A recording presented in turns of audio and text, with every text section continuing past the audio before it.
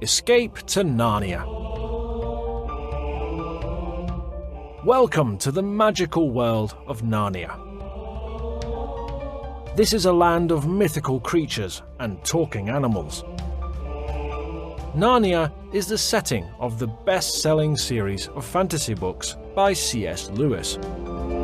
This world also comes to life in films such as 2005's The Chronicles of Narnia, The Lion, the Witch and the Wardrobe.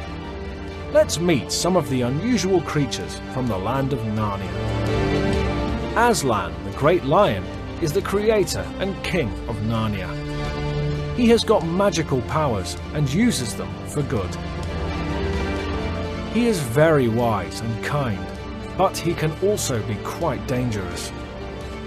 One of Aslan's loyal followers is Reepicheep, a talking mouse.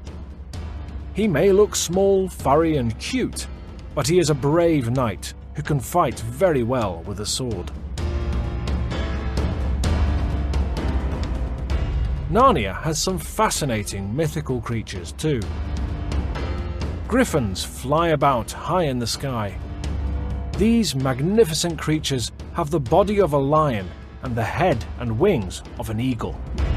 Griffins are soldiers in Aslan's army, along with centaurs.